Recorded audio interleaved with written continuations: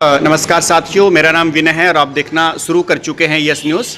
आपको बता दें कि मध्य प्रदेश में बीते 10 सालों से जो अतिथि शिक्षक है उनको लेकर सरकारें बहुत सारे वादे करती हैं, दावे करती हैं, लेकिन ये सिर्फ चुनावी समय तक रहता है।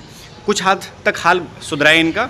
पिछले साल जो चुनावी कैंपेन था मध्य प्रदेश विधानसभा चुनाव का, उस दौरान तत्कालीन मुख्यमंत्री शिवराज सिंह चौहान ने कहा था कि पेमेंट जो है दुगनी कर दी जाएगी, तो उन्होंने की।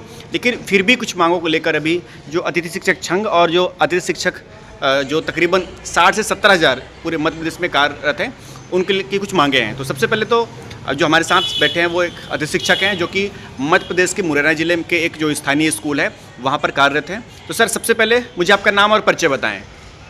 जी सर नमस्ते। जी सर नमस्ते, मेरा नाम राधा मोहन शर्मा है और मैं मध्य प्रदेश के मुरैना जिले के कोरसा ब्लॉक में धर्मगढ़ स्कूल हायर सेकेंडरी में SS1 में गेस्ट टीचर हूँ।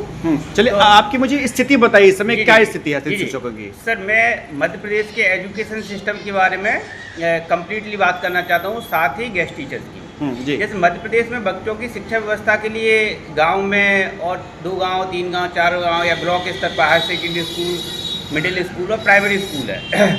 और आज स्कूल में देखा जाए तो टीचर्स की ये व्यवस्था है कि हर स्कूल में अतिथि शिक्षक रखे जाते हैं। कितने समय के लिए? 5 महीने के लिए, 6 महीने के लिए, 8 महीने के लिए।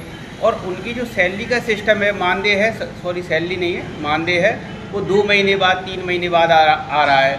ठीक है। और 1 जुलाई से स्कूल स्टार्ट होते हैं, लगभग उनको सितंबर अक्टूबर में स्कूल मिल पाता पढ़ाने के लिए, और 30 अप्रैल के बाद वो फिर बाहर हो जाते हैं। अच्छा, तो उनका वेतन नहीं मिलता, तो वेतन बहुत कम है। वो अपने गृह मतलब होम टाउन से या होम अपना विलेज है वहाँ से 100-200 किलोमीटर की दूर रहते हैं।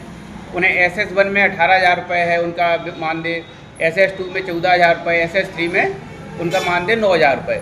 जो खर्चा नहीं चल पाता है, इससे खर्चा। और जो व्यवस्था ये हुई, CM शिवराज सिंह चौहान जी ने बोला था कि मानदेय दोगुना हो जाएगा, हुआ भी, लेकिन ये 3 साल पहले की बात है। तब से हर चीज़ के प्राइस हाइक हो चुके हैं, तो इतने कम पैसे में काम चल पाना पॉसिबल नहीं है। और उन्होंने जो वादा किया था कि 5 साल मतलब 12 वर्ष 12 माह और 60 वर्ष तक सेवा काल रहेगा, कभी हटाए नहीं जाएंगे। ट्रांसफर से, पदोन्नति से, नई भर्ती से जो भी नियमित शिक्षक आएंगे उसके बाद भी अतिथि शिक्षक का पद स्थायी रहेगा। ये वादा करके वो वादा खिलाफी किया है इन्होंने। और ये भी बोला कि विभागीय परीक्षा भी लेंगे। 3 वर्ष गुजर चुकी है, अब कब लेंगे विभागीय परीक्षा? हर साल अतिथि शिक्षकों को बाहर कर दिया जाता है, उनकी फ्यूचर गोलों की कुछ पुराने भी हैं, कुछ नए भी हैं।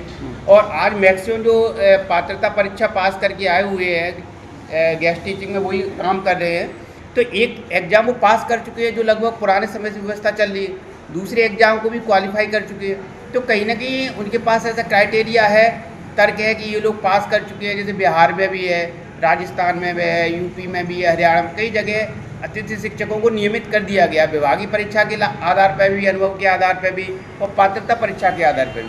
तो मैं सरकार से ही कहना चाहूँगा, जो महापंचायत में सितंबर 2023 में उन्होंने अनाउंसमेंट किया था, उस पर वो खरे उतरे और ये सभी काम होना चाहिए जल्द से जल्द होना चाहिए।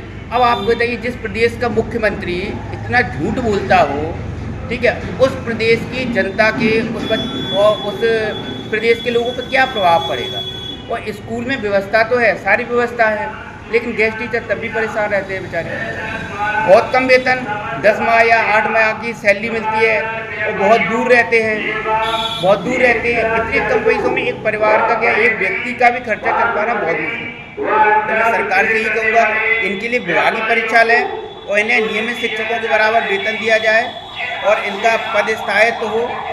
और 5 वर्ष और इनका 12 माह का और 62 वर्ष का जो कार्यकाल था, ये भी पूरा हो और विभागीय परीक्षा जल्द से जल्द हो और इनका फ्यूचर सेफ हो।